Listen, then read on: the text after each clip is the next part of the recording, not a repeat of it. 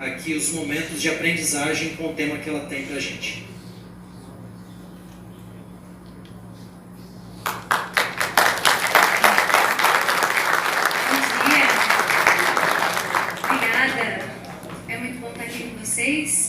Ter assim uma visão geral, né? A gente dá aula para algumas turmas, mas aqui a gente vê todos vocês juntos. É um prazer. Eu vim aqui hoje para falar sobre a experiência da escavação arqueológica e para falar um pouco sobre a arqueologia também, mas essa parte prática da arqueologia e como que foi. Mas eu vou começar com um verso. Quem sabe se arreda para cá o púlpito aí, para não atrapalhar. Que é um verso que, por uma brincadeira, eu gosto muito. Quando os filhos de Israel tinham chegado e estavam prestes a atravessar o Rio Jordão, Josué instruiu que eles coletassem 12 pedras e que usassem essas pedras, que tiraram, na verdade, de dentro do Jordão, marcassem um ponto e fizessem assim uma coluna, um pilar de pedras do lado de fora. Isso era um memorial, a ideia de lembrar de um evento, a evidência de um evento. E as pedras ficariam ali para sempre, porque as pedras não morrem, não se desfazem, e marcariam esse evento. Aí, em Josué 4:21, ele explica assim para os filhos de Israel: quando no futuro vossos filhos perguntarem a seus pais, que significam estas pedras? Fareis saber a vossos filhos, dizendo, Israel passou a pé enxuto este Jordão. As pedras me lembram do que a gente faz na arqueologia. É uma busca por explicar um passado que ficou distante de nós, que aconteceu em outro lugar, que aconteceu em outra era. E a busca por esse passado é o que me leva lá, investigar essas pedras. E quem está lá percebe que às vezes é só isso que a gente acha, é só isso que a gente vê. Mas a gente continua procurando, porque o nosso futuro e o futuro dos nossos filhos depende do nosso conhecimento do nosso passado. E esse passado aponta para a Bíblia de uma maneira muito especial. E é isso que a gente vai fazer hoje. Hoje eu vou apresentar para vocês como foi a escavação. E eu quero deixar um espaço para perguntas no final, para vocês saberem que vocês também podem fazer parte de uma escavação. Guilherme.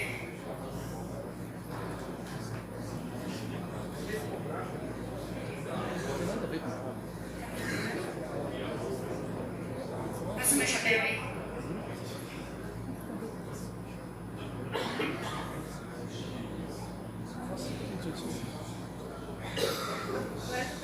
Agora dá.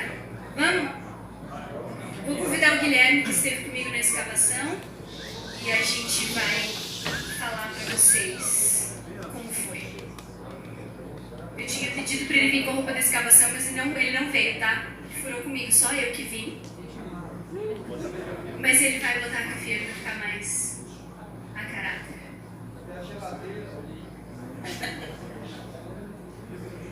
Pessoal, a escavação foi na Jordânia e a gente escavou um site que chama Kirbet Safra. O site de Kirbet Safra fica numa região montanhosa com vista para o Mar Morto.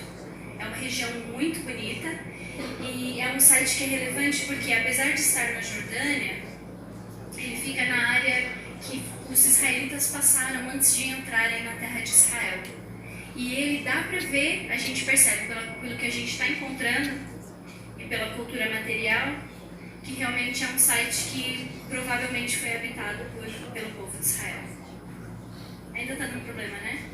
Não é o cabo não. Não é o cabo? Pode soltar o cabo. A nossa viagem começou no dia 13, foi 12 de junho, e a gente chegou, a escavação já tinha começado, e a primeira coisa que a gente fez foi ir para o deserto, porque a gente chegou perto do fim de semana. A escavação acontece de domingo a quinta, e sexta e sábado é os dias que a gente tem para passear, descansar, fazer o culto e tal. A gente começou esse passeio na sexta-feira, onde a gente foi para o meio do deserto, que fica no sul. A gente foi ver foi ver Wadi Rum, né? Fala um pouco pra gente como é que foi a experiência, Guilherme. Você chegou no dia seguinte? Na verdade eu cheguei antes da professora, eu cheguei por volta de meio-dia e a equipe de escavação estava voltando do último dia de trabalho deles da semana. Então eu cheguei, almocei e, cansado da viagem, fui dormir. Logo de madrugada, por volta de 9, 10 da noite, a professora chegou. E aí a gente levantou 4 da manhã do dia seguinte para poder ir para a Valley Run. A experiência para mim foi incrível nesse primeiro contato. Foi ali conhecendo as pessoas que estavam. E acredito que um desafio no início, que eu pensei que seria o maior de todos, seria o inglês para poder se comunicar. Afinal de contas, eu só tinha a professora Christy que falava português e eu fiquei pensando se eu ia precisar muito dela. Mas eu, com o conhecimento que a Fátima nos oferece de inglês e já tinha estudado antes, eu pude muito bem. Continua sem chamar. Eu pude muito bem me comunicar. Eu pude me comunicar muito bem com os amigos lá da Andrews e graças a esse conhecimento eu não precisei depender muito da professora Christy. Então, logo de primeira, eu já embarquei a gente subiu em uma caminhonete onde só tinha americanos e eu pude ali conversar e fui conhecendo as pessoas nesse primeiro final de semana, assim, passeando em Valley Run. Olha eu aí dentro de uma caverna, eu acho que essa foto era dentro da caverna. A gente andou de camelo, foi uma experiência também muito legal. Para quem nunca andou, então foi uma experiência muito boa. A gente vê aqui, por exemplo, nessa imagem, que o Wadi Rum é um lugar muito bonito. Ele é extremamente desértico, vocês vão ver que nem dá para ver nenhuma plantação, nenhuma árvore, nada. E o que a gente fez esse dia inteiro, apesar de a gente andou quase 1 hora de camelo, uns 40 minutos de camelo, depois de jipe ou caminhonete, a gente andava lá na caçamba e o resto era caminhar, explorar essa região toda.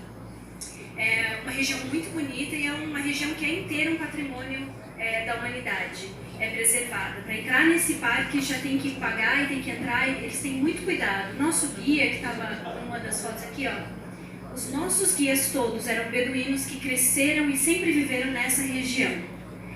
E eles também é que prepararam o nosso almoço, com as coisas que eles têm, ingredientes comuns, comidas que eles comem no dia a dia, e uma coisa ou outra trazida assim do supermercado, eles trouxeram assim umas bolachinhas pra gente.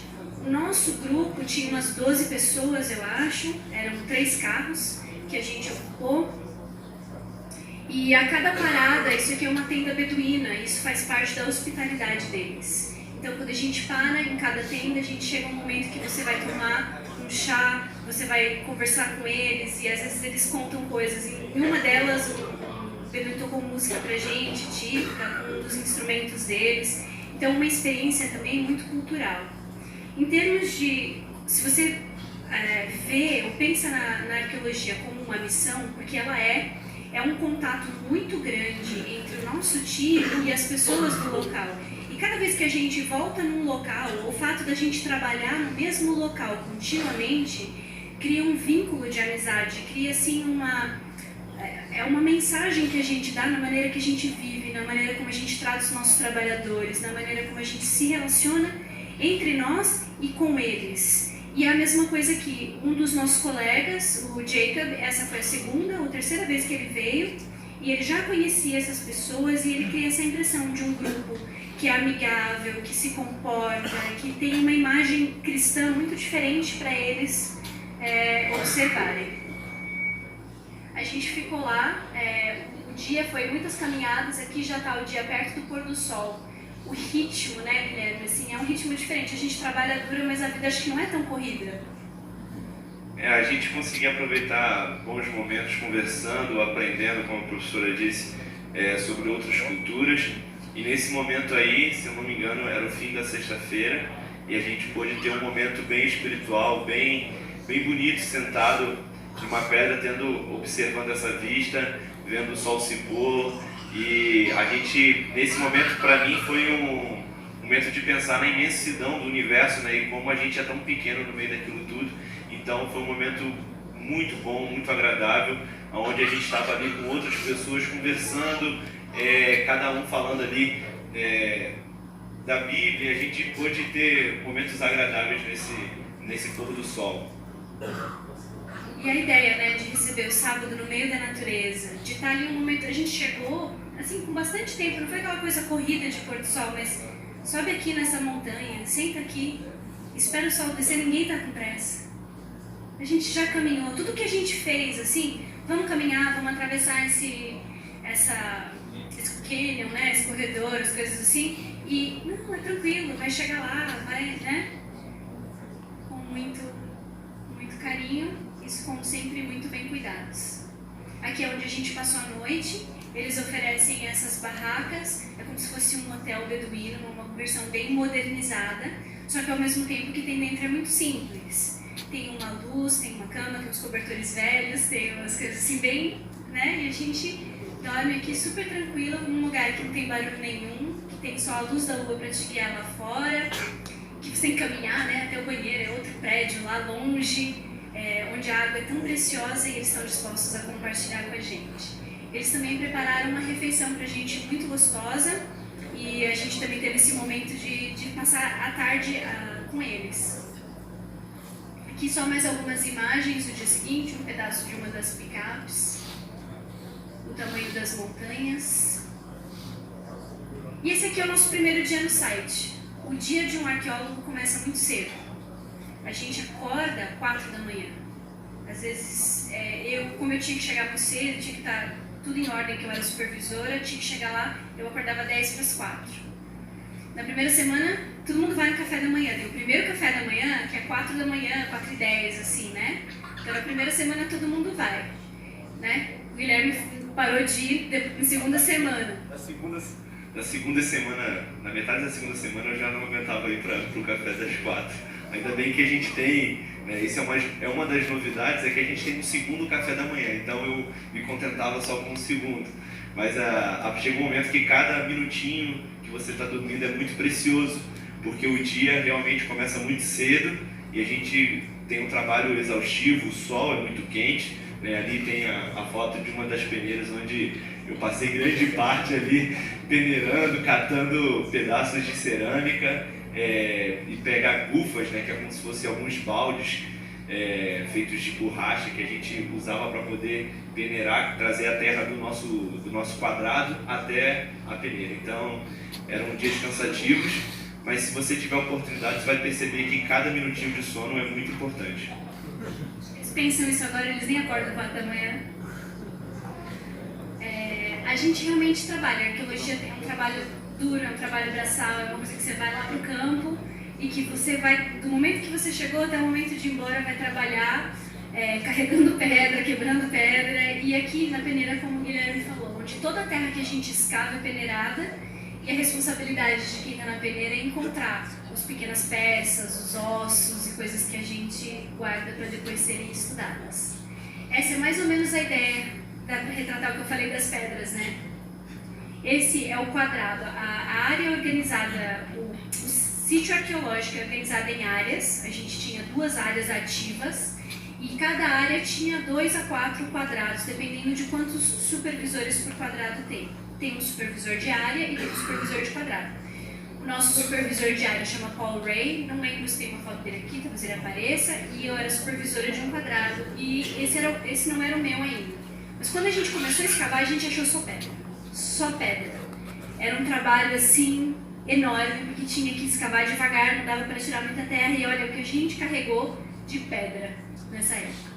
A gente trabalhou com 2 beduínos, no começo 3 beduínos. Um deles era mais quieto, a gente não relacionou muito, ele mais carregava as gufas pra gente, que é esse rapaz que tá de costas aqui. Mas esses 2 foram muito legais. O Paul Ray, que era o nosso supervisor, na verdade está ali atrás, não sei que não dá pra ver, mas aqui tá o Guilherme.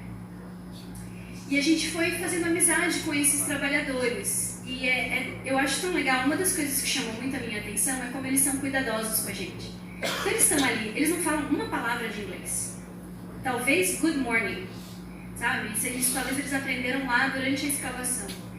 E assim, a comunicação é muito truncada, é muito assim, com gestos, eu tenho que explicar para eles o que eu quero que eles façam, tem que ir lá e fazer um pouquinho para eles verem, e eles vão se adaptando a essa situação. Então, no começo, parece que nem tem amizade, sabe? Parece que não tem interação, eles não sabem como tratar a gente não sabe como comunicar com eles, e fica assim. pra mim, eu comecei a perceber quando eles começaram a quebrar pedra. Quando a gente acha a pedra muito grande, as pedras têm que ser quebradas. E tem um tipo de pedra que é a pedra que lasca. A pedra que lasca, quando ela lasca afiada. Ela era usada, foi usada por muito tempo para cortar, para ser formada em faca. E basta fazer uma lasca dela, essa lasca já vai ser afiada. E eles iam quebrar essas pedras e eles queriam fazer esse trabalho, era eles que faziam. E se a gente estava muito perto, eles falavam assim, não, vai para lá. Ou então vira, para não caírem as lascas nos nossos olhos. E a curiosidade, né? Eles vão quebrar uma pedra, todo mundo para de trabalhar, a gente fica assim, mas eles não faziam enquanto eles não soubessem que a gente estava bem. E volta e meia saiu uma lasca, batia na gente, ninguém se machucou nem nada, mas eles ficavam assim, me pediam desculpa, falavam pra gente ir mais longe. E eles faziam esse trabalho sem luva, sem óculos de proteção, com esse pano assim na cabeça, né? Que é a cafia. Então, eu achei muito legal. Como foi a sua experiência trabalhando com eles?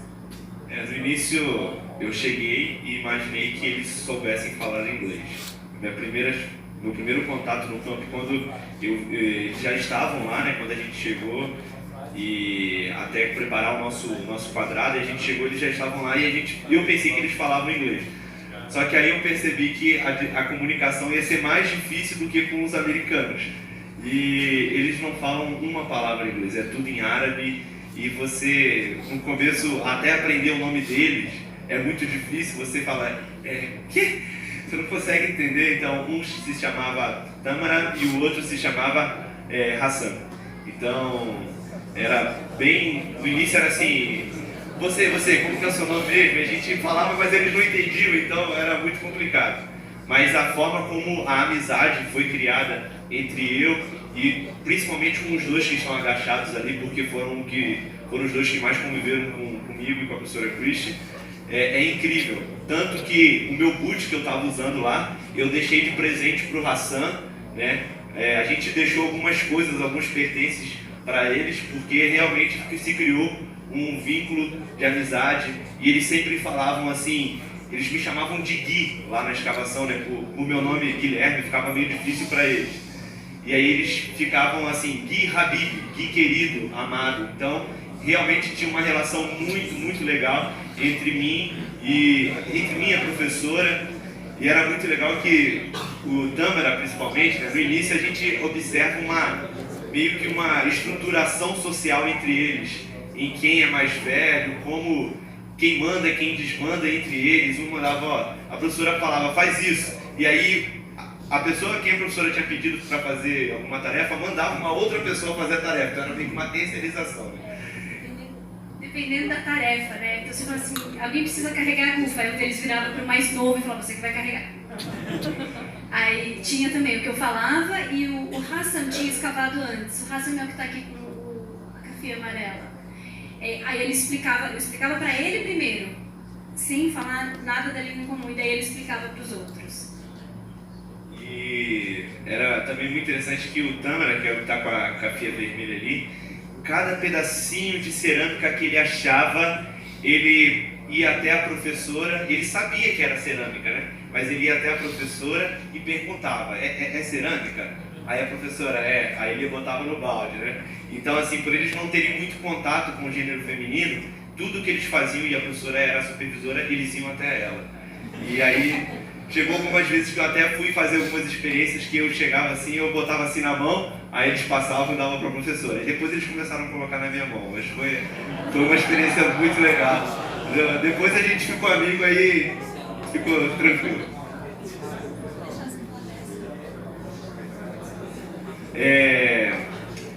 Esse aqui foi para mim um dos momentos mais importantes.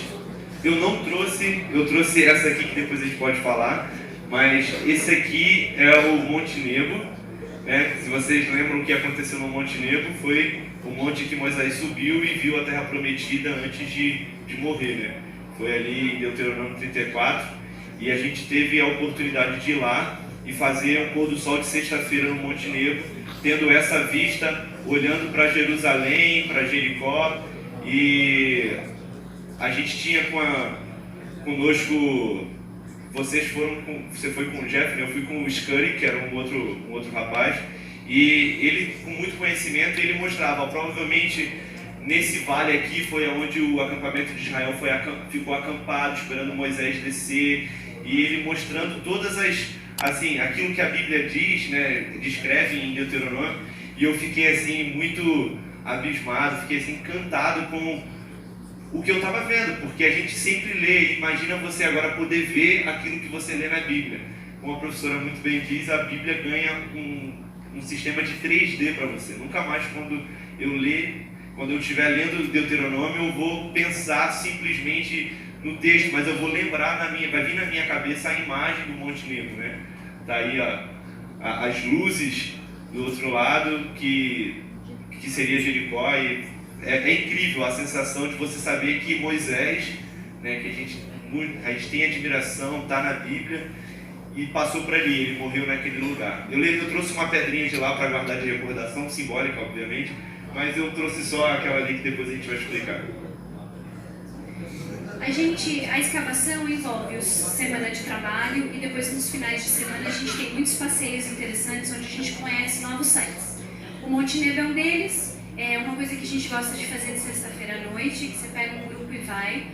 Acho que toda sexta-feira, se eles estão livres, tem um grupo indo, e não é todo mundo que vai na mesma sexta-feira. Mas assim, eu já fui para a Jordânia 6 vezes.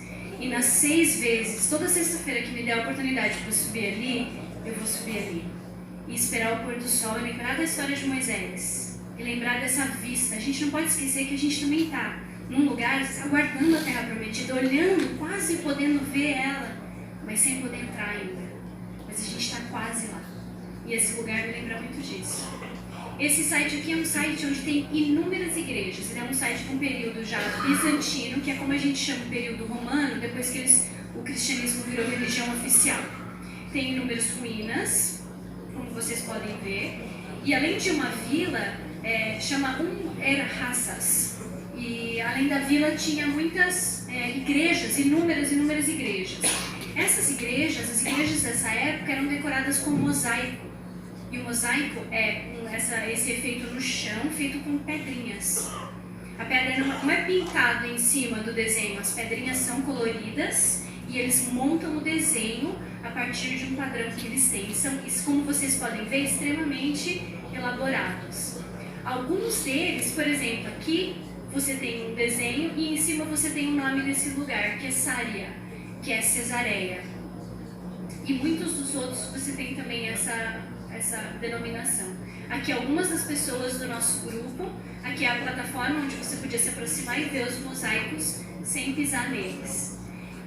Aqui também, o nosso grupo, a gente estava aguardando para entrar no Maqueros, que é uma das fortalezas de Herodes.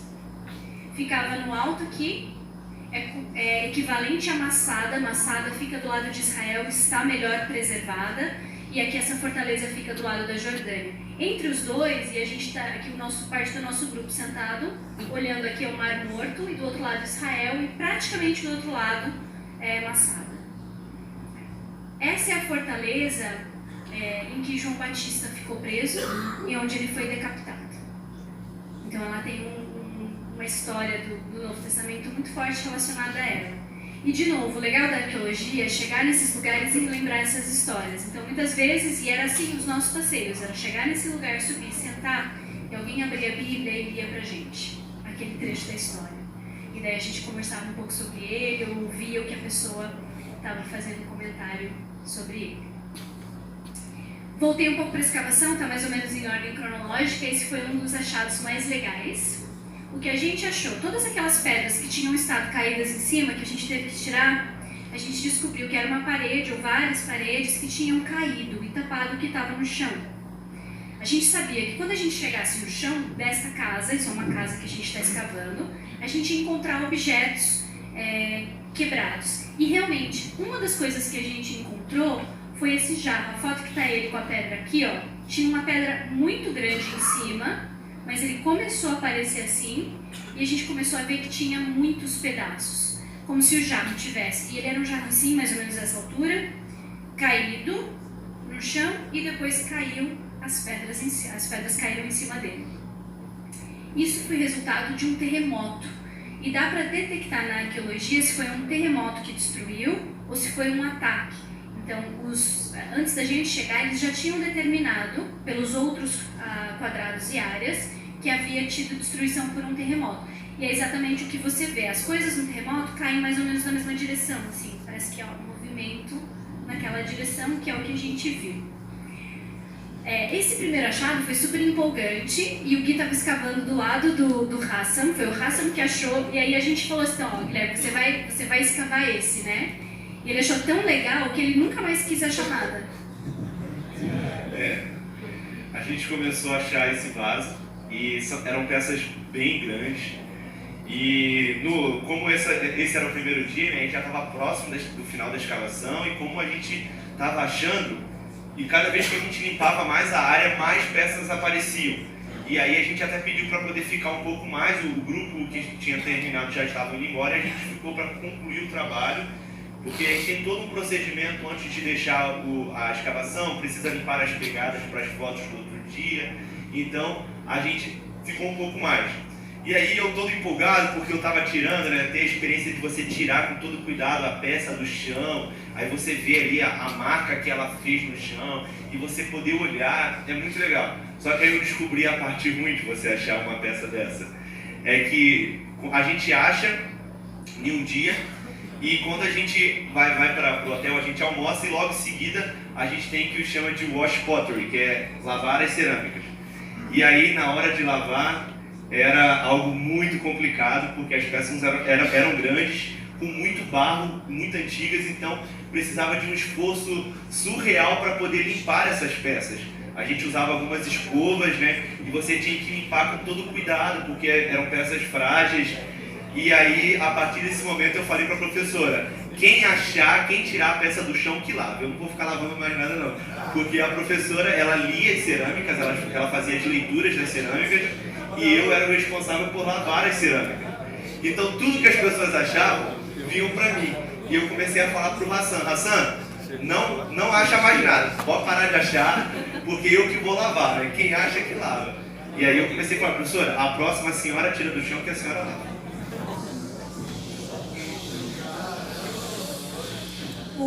Mas o Hassan não entendia, porque o Guilherme, eu de brincadeira chamava ele, tudo assim, Guilherme, a gente achou mais alguma coisa, vem tirar do chão. Ele, não, quem tirou que lave. E o Hassan, mas ele não quer achar. Aí a gente mostrou fotos que eu tirei, né, do Guilherme lavando cerâmica. Eu devia ter posto aqui, não sei se eu pus. Outras coisas que a gente achou que foram legais, aqui a gente vê a borda de daquele jarro, foi exatamente a borda, o Guilherme conta outra história que tem a ver com o jarro, essa borda. Aqui é a alça, isso é uma marca de oleiro.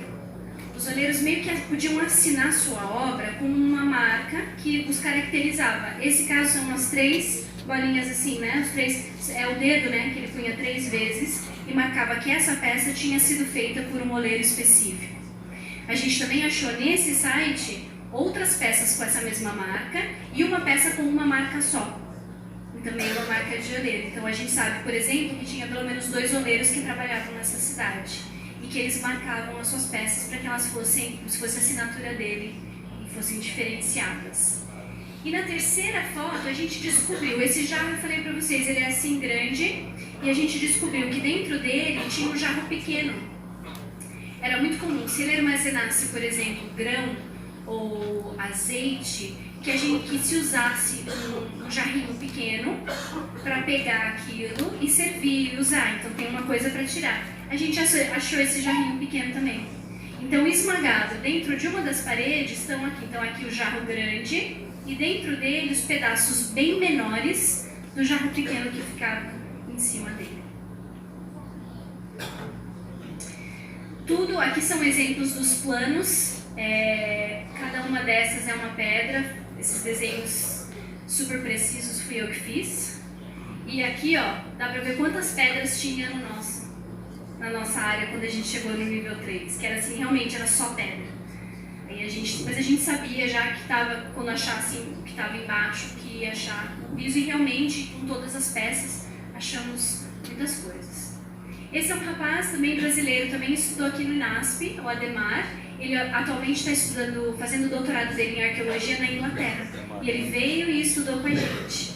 E escapou com a gente.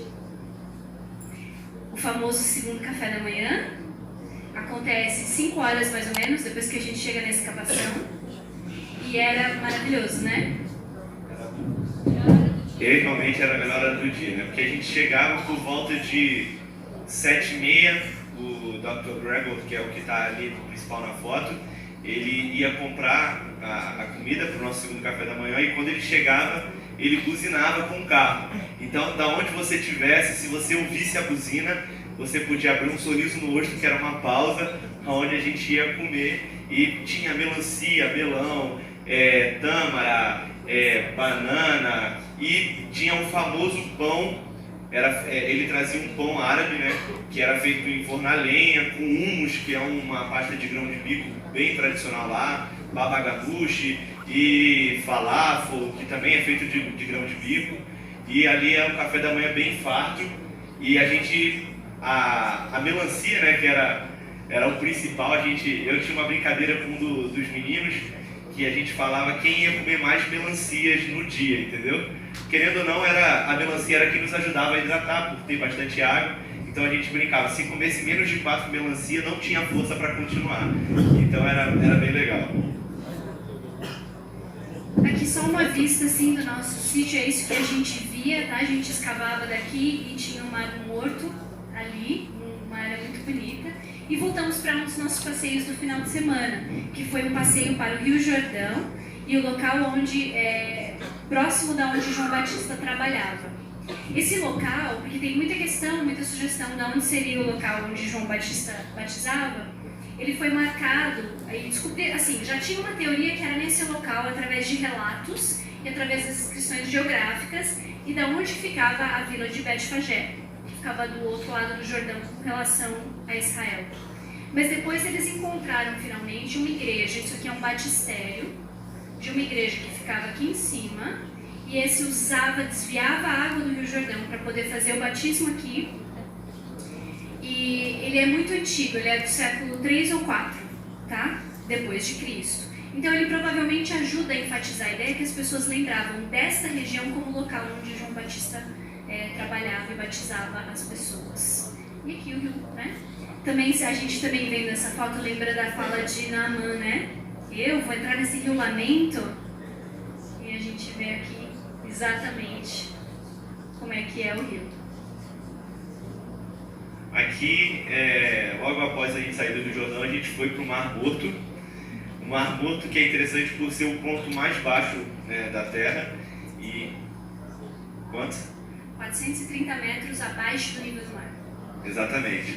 E eu não sei vocês, mas eu sou do Rio de Janeiro, né? E quando a gente olha um lugar desse, a primeira coisa que eu penso é em uma água bem gelada para se refrescar. Só que quando você entra no Mar Morto, a água é quente. Então pense na minha frustração ao entrar nesta água. E não só quente, salgada, e muito salgada, né? Se vocês não sabiam, eu estou sabendo agora. Mas então a gente tem um monte de instruções que a gente recebe a cabeça, você não pode pular, fazer algumas coisas, então, para sua segurança. E foi um momento muito agradável também com o nosso grupo da escavação, onde a gente pôde ali conversar também, aproveitar o Mar Morto e boiar, né? Que é o que você consegue fazer ali dentro. Outras visitas incluíram o Museu da Jordânia, tem umas características muito legais, a história da Cafia, na verdade o nome desta com esse desenho é Shmar, que é o que o Guilherme está usando, e que é uma das coisas que a gente usa praticamente como ferramenta de trabalho, porque ela ajuda a manter a cabeça fora do sol, e é possível, ele vai amarrar ela agora diferente, de trazer ela para frente do rosto se estiver voando muita terra. Ele peneirava, quando você peneira, se tem qualquer ventinho, aí vem tudo na sua cara, né? Então isso é ferramenta de trabalho do arqueólogo do Oriente Médio.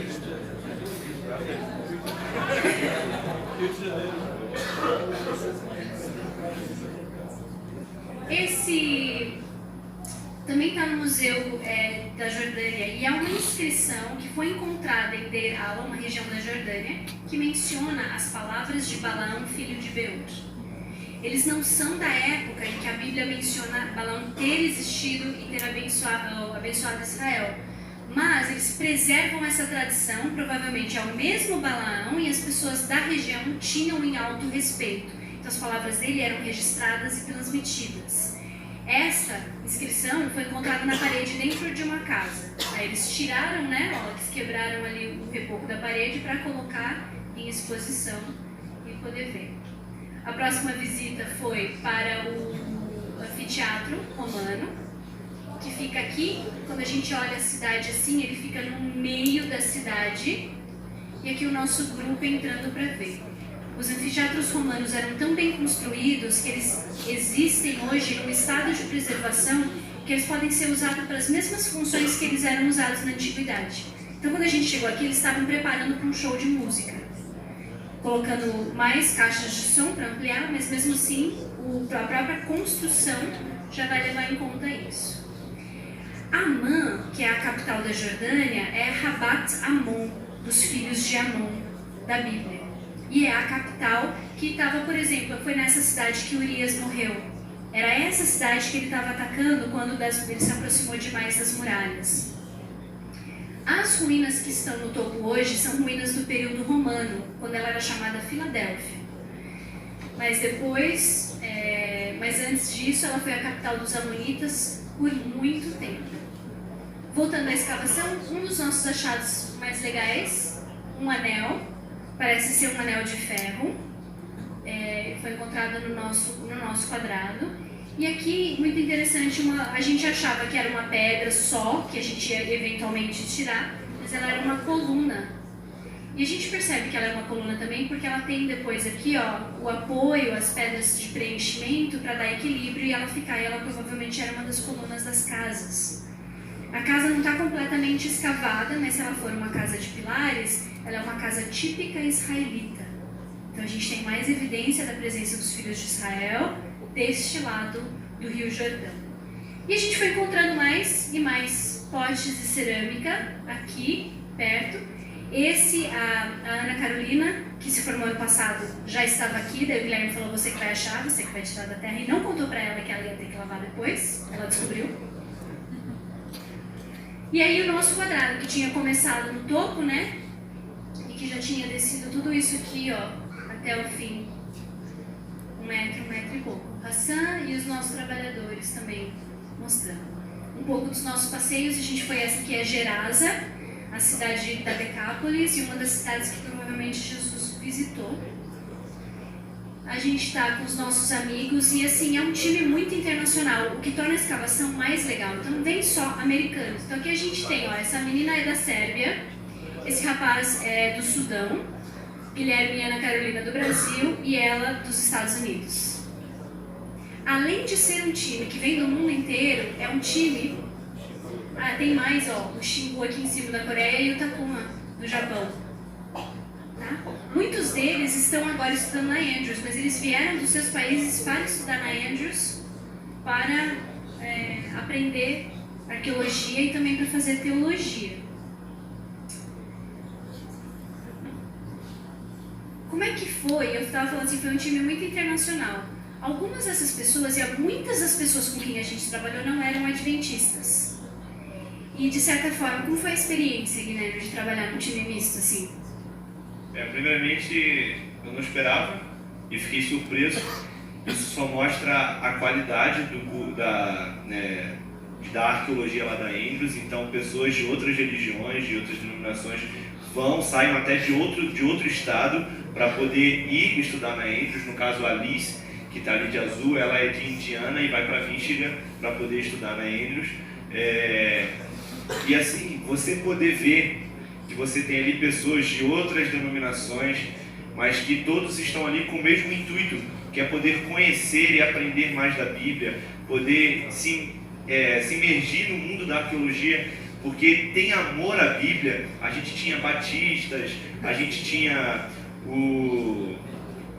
outras denominações lá cristãs, então assim, foi para mim um aprendizado de ver como, independente, né, da crença de cada um, o que eles acreditavam, o amor à Bíblia estava ali acima de tudo e a gente estava ali trabalhando unido, buscando ali poder encontrar o melhor que ajudasse em qualquer informação que para a gente compreender melhor como eram os tempos bíblicos. Então, para mim foi muito legal, muitos aprendizados. E pessoas assim, super cristãs, que tratavam a gente super bem, de maneira incrível. Então, muito carinho por cada uma dessas pessoas que eu pude conhecer lá. A gente fazia tudo junto, a gente fazia os cultos juntos, a gente fez muito pôr do sol de sexta-feira, todos juntos. Falava que ia ter, eles iam. Falava que ia ter visita na igreja local, eles iam. E tinha católicos também. Então, assim, foi uma experiência muito legal no sentido de ver essa interação sem discussão, sem debate, muito em paz, muito realmente curtindo a parte da Bíblia, da história da Bíblia, de ler juntos e de adorar juntos. Aqui é a cidade de Gadara, provavelmente a cidade dos... Tem duas opções para Gadara, aqui em cima ainda é Gerasa. Aqui que é Gadara. Duas opções para os lugares do milagre onde os porcos se lançaram no mar, e essa é uma das opções. Aqui a foto de final, a gente começa a chegar nesse ponto na rocha, o leito que fica embaixo, e começa a ver aonde que tudo começou. Esse é um site que não tem, um Kirbet, ele não tem ocupação assim, muitas camadas uma em cima da outra. Então a gente está escavando, a gente vê um período de umas pessoas, uma família que morou ali, e a gente chega ali na camada rochosa e sabe que acabou, chegou no começo, onde estava quando eles chegaram, quando eles começaram a construir. Vamos ver se esse vídeo vai passar? Eu achei isso muito legal, porque assim, quando eu cheguei, eu já tinha falado pro Guilherme que a gente tinha o costume de usar isso para trabalhar, que era muito prático, os trabalhadores usam. E assim que a gente chegou, ele comprou uma e aprendeu a aprender, a amarrar, como vocês viram, e a fazer. E esse dia ele decidiu me ensinar para o Xingu. Isso era 5 da manhã, viu? Tem o som, não dá para pôr o som?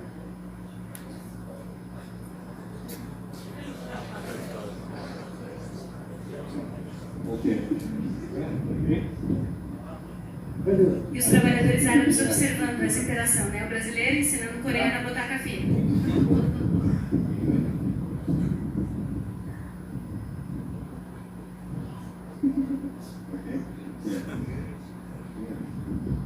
We didn't think you need help.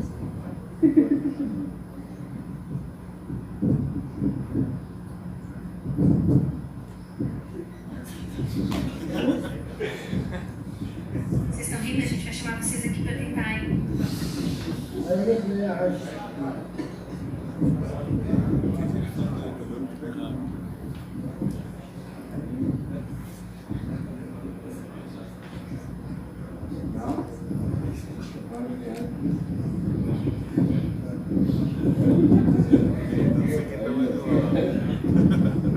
No, he needs help with this. You haven't finished yours.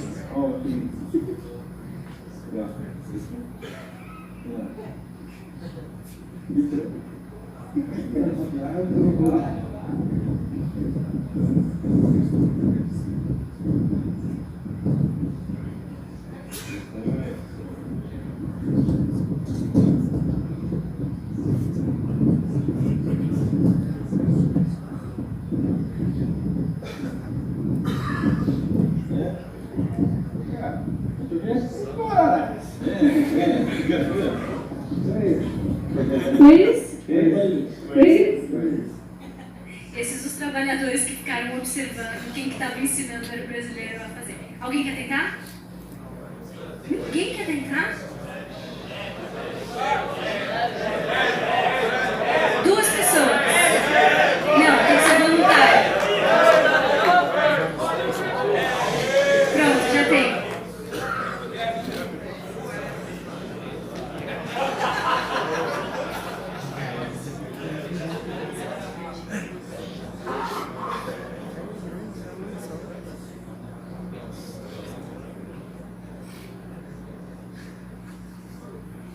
Passa de frente com o pessoal, né?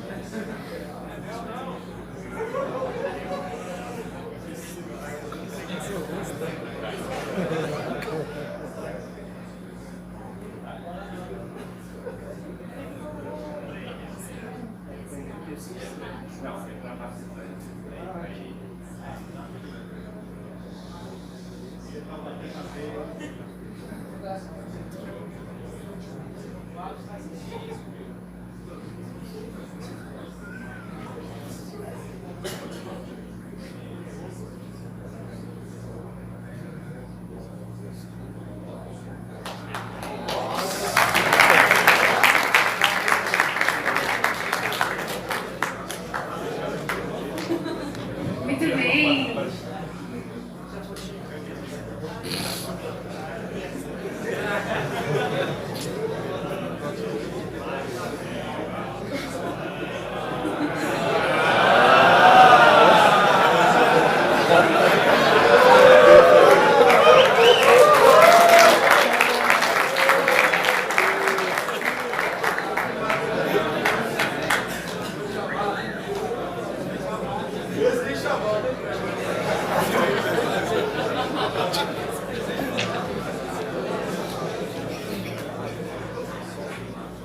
Ficaram com vontade de... Espero que sim. Foi realmente uma experiência muito legal. O time que a gente trabalha é legal, o local que a gente fica é legal. E vai ter outro ano que vem. Essas são as datas. As escavações duram aproximadamente 6 semanas. E você pode ficar menos do que 6 semanas, o Guilherme ficou um mês. E eu fiquei também um mês. Ano que vem eu vou tentar ficar 6 semanas. Mas a gente adapta, ainda mais porque a gente sabe que as datas batem com as aulas. Mas o Guilherme foi a partir do momento que acabaram as aulas. Então, tipo, 12, 11 de junho, já fez todas as provas. Dá pra ir, dá pra ficar pelo menos aquelas últimas 2 semanas tendo essa experiência. Se a gente consegue gente pra ir, eu consigo convencer o diretor a manter as datas assim próximas de julho, para facilitar as pessoas que vêm de longe poderem participar também. Tá? E tá aí o preço. A gente queria também abrir, se tiver um tempinho, para perguntas. Tem alguma pergunta?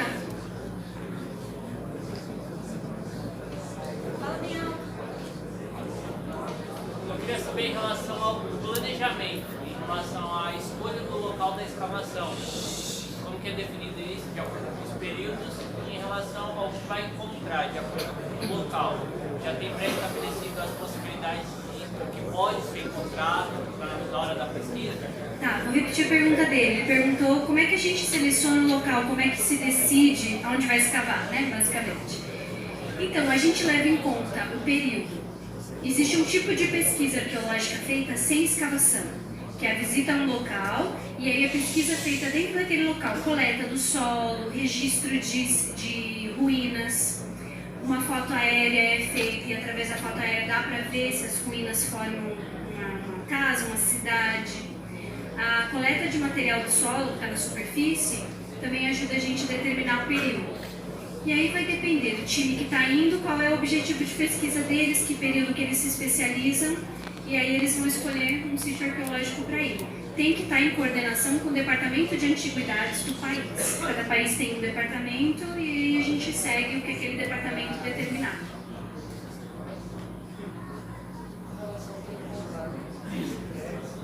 O que acontece com o que é encontrado? Os objetos, por exemplo, o Guilherme trouxe um objeto hoje, que ele encontrou, né? E que é uma pedra de funda. Tá?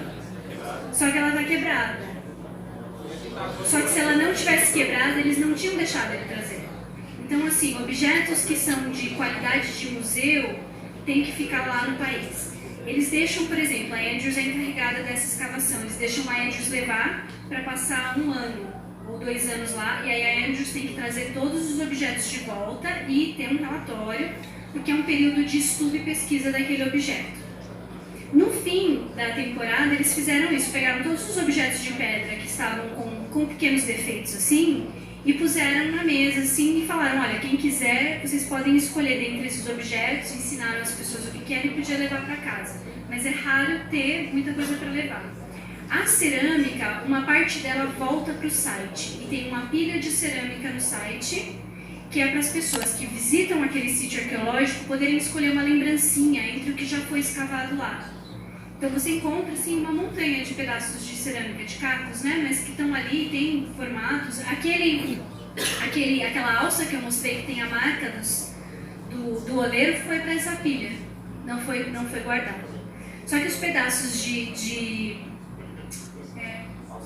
borda, os pedaços de borda, eles vão todos para análise, eles são usados para reconstruir em desenho o objeto inteiro. Hoje em dia tem escaneadores 3D com um software que é usado justamente para isso, que você pega aquele pedacinho e ele vai reconstruir o pote inteiro. O software já tem os cálculos e ele usa a parte de cima. Quer contar a história do RIM? O RIM, que é essa borda, né, ela é uma das partes mais importantes, porque é através dela, na leitura, que você sabe a data, como a professora disse. E como a gente achou aquele vaso, a gente achou alguns pedaços e a gente começou a fazer a reconstrução e viu que estava completando todos. E como a gente achou muita cerâmica, a gente tinha várias cestas, né, cheias de cerâmica. E aí a gente tirou todos os rims para poder fazer a reconstrução, e o diretor da escavação estava lá vendo a gente reconstruir, ele estava todo animado porque estava quase completo, só que faltava um pedaço de rim, de borda, para poder completar. E aí, como ele sabia que eu tinha escavado grande parte daqueles objetos que a gente tirou, ele chegou para mim e falou: ó, eu quero que você eu acho que era a última semana, faltava poucos dias para terminar, eu quero que você volte lá e traga ainda essa semana o último pedaço que falta. Aí eu fiquei assim, vou tentar, né? Ele, se você trouxer, eu vou te pagar um shawarma, que era um tipo um sanduíche típico lá, né, o shawarma. E aí eu falei assim, beleza. Então ele falou, se você achar, eu te pago um shawarma. Aí eu falei, tá bom. E aí, quando a gente começou a guardar as coisas, eu tava mexendo nas cestas, e quando eu olhei na cesta, eu vi que tinha um pedaço de rim ali jogado, que as pessoas não viram na hora de tirar. E quando eu achei, que eu puxei o rim, eu percebi que era o rim que faltava, e eu gritei bem alto assim, shawarma! E aí o Dr. Gregory já não estava mais lá, mas ele ficou sabendo da história e falou assim, promessa é dívida, eu vou lá te pagar um shawarma, e eu ganhei o shawarma mesmo não achando o rim dentro do campo, né, dentro do quadrado, mas achei dentro da cesta, então estava valendo. E aí foi todo mundo deu risada na hora que eu achei. Depois, se vocês quiserem ver, eu tenho a foto da reconstrução do rim, não sei se a professora colocou aqui, mas ficou bem legal. Mais alguma pergunta? Alguém quer saber como o Guilherme conseguiu a grana para ir numa escavação? Então, um dos pontos positivos de estar acontecendo nessa capela é porque a gente às vezes pensa que poderia, eu preciso ter algum tipo de conhecimento para poder escavar. O que eu preciso saber? Poxa, professora, eu não sei nada de arqueologia, eu nunca estudei nada. O que eu vou fazer em uma escavação na Jordânia? Eu também fui agora fomos em junho agora, sequer tive a intensiva de arqueologia com a professora, não tinha nenhum tipo de conhecimento, mas, como diz a experiência, é o melhor conhecimento que você pode ter aprendendo na prática. E eu fui, então você pode ajudar de qualquer forma lá, você vai aprender lá, a professora vai te ensinar o que você precisa fazer, e na prática, com a mão na massa, você vai aprendendo. A professora havia me convidado, na verdade, no ano passado, mas eu achei que era impossível, era um sonho utópico, já que eu já pago a faculdade, preciso me esforçar aqui, mas em fevereiro ela falou comigo novamente se eu queria ir. E nesse momento eu comprei a ideia, falei assim, poxa, se Deus quiser que eu vá, Ele vai me abençoar e eu vou correr atrás da minha parte para poder tentar ir. Então eu pedi todas as informações, sequer sem ter nenhum tipo de dinheiro extra sobrando. Eu comecei a trabalhar, eu dou aula particular de matemática, física e química lá na escola básica, e comecei a juntar meu dinheiro a partir dali. Fiz algumas campanhas na internet, no meu Instagram, falando da oportunidade que seria participar dessa escavação, e familiares, amigos, até mesmo que já estudaram aqui, resolveram contribuir com essa minha causa, vendo a importância e como era importante para mim poder vivenciar essa experiência. Então eu consegui uma parte do dinheiro com amigos e familiares que me ajudaram, contribuíram, e a outra parte, a ajuda dos meus pais, que não foi muito, mas a maioria das partes foi com o meu trabalho em aulas. Isso eu fiz em um processo de 2 meses e meio, porque foi de abril até junho, e eu saí no início de junho, né? Então você tendo agora, você tem praticamente um ano, se você quiser ter a oportunidade de vivenciar isso, de conhecer lugares que eu tive, graças a essa escavação, de poder se você gosta dessa área de arqueologia e quer viver isso na prática, você tem um ano aí para poder juntar, né? Deus vai te abençoar na sua comportagem para você pagar a sua faculdade e ainda sobrar para guardar para a escavação, amém? Então, eu consegui através de muito esforço, foram 2 meses eu até falo com meus colegas de quarto que eu dava aula de segunda a sexta e tinha dias que nem para janta eu entrava 1h da tarde e ia até às 10 da noite dando aula. Deus me abençoou com alunos que precisavam de aula. Então assim, eu sei que Deus, se Ele quiser, Ele vai abrir as portas e você agora tem mais tempo e eu pretendo também, no ano que vem, ir para essa escavação novamente. Estou me planejando para poder ir novamente, porque eu sei que é algo que foi muito bom e eu quero continuar crescendo nessa área, aprendendo mais. A professora havia me perguntado, quando estava próximo de acabar, ela falou assim, você já quer voltar? Eu falei assim, professora, no momento assim, a gente ainda está aqui, eu estou tão cansado que eu não quero pensar em voltar por um bom tempo. Mas uma semana que eu já tinha voltado para o Brasil e rever essas fotos, dá uma nostalgia, lembro dos momentos e com certeza quero voltar. Então eu quero dizer para você que o investimento não é gasto, o investimento que você fizer para ir nessa escavação vai te acrescentar em muito, vai valer muito a pena. E o melhor é que você não precisa parar o curso, né? Isso é uma das coisas que pesou. Eu não precisei interromper, trancar nada. Eu tive no meu período de férias, voltei, continuo fazendo meu semestre normal e pude vivenciar uma experiência incrível. E espero que ano que vem a gente possa estar junto com vocês aqui também. Beleza?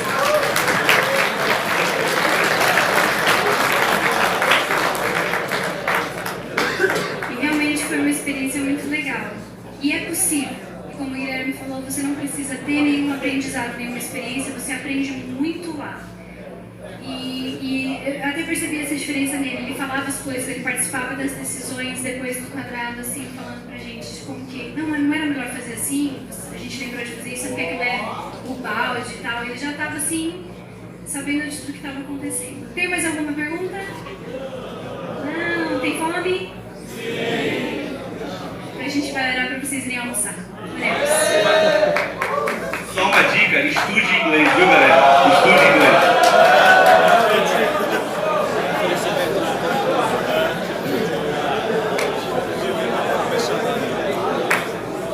Oremos.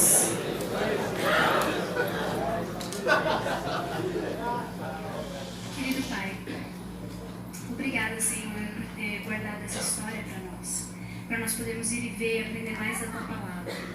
Que todo aprendizado que acontece aqui, que todo aprendizado que pode acontecer no campo também seja de acordo com a Tua vontade, que seja para a Tua honra e glória.